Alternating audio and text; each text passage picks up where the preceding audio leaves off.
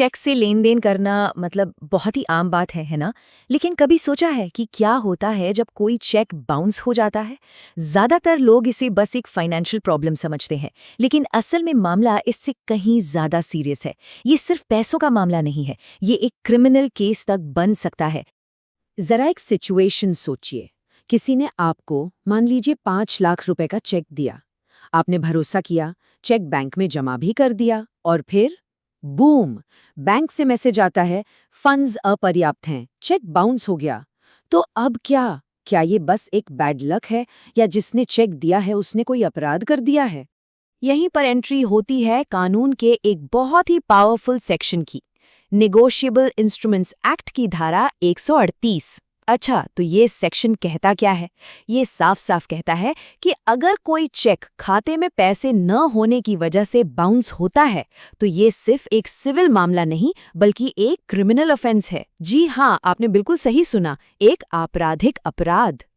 देखिए, हर cheque bounce अपराध नहीं होता। कानून कुछ खास वजहों की बात करता है, जैसे कि अकाउंट में बैलेंस ही ना हो, या तय लिमिट से ज्यादा की रकम लिख दी हो, या फिर पेमेंट रोक दी गई हो। कभी-कभी अकाउंट बंद होने या सिग्नेचर मैच न होने पर भी ये धारा लग सकती है। तो पॉइंट ये है कि बाउंस होने का कारण बहुत मैटर करता है। थ्योरी तो ठीक है, पर असल में ये काम कैसे करता है? इसे समझने के लिए चलिए राज की कहानी देखते हैं। राज एक छोटा कंस्ट्रक्शन का काम करता है। उसने मोहन को 10 लाख का सामान सप्लाई किया। मोहन ने उसे चेक दे दिया।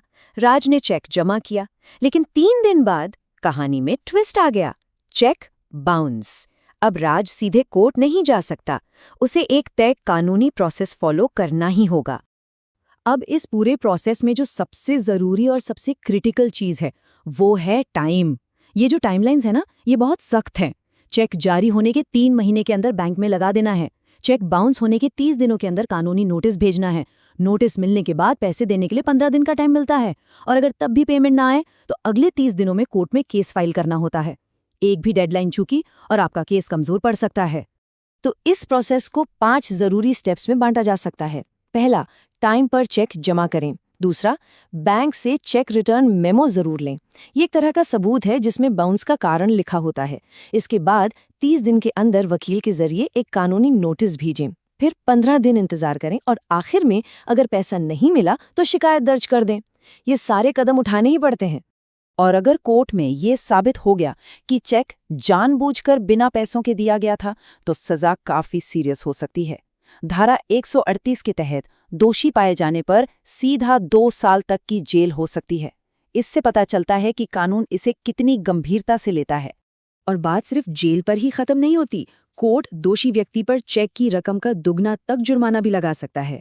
मतलब अगर 10 लाख का चेक बाउंस हुआ है तो 20 लाख रुपए तक का जुर्माना भरना पड़ सकता है। और हाँ, जेल और जुर्माना ये दोनों एक साथ भी हो सकते हैं। अब सवाल ये उठता है कि इतनी सख्त सजा क्यों है? देखिए, इसका मकसद बिजनेस में भरोसे को कायम रखना है। जब कोई चेक देता है तो वो एक तरह का वादा करता है।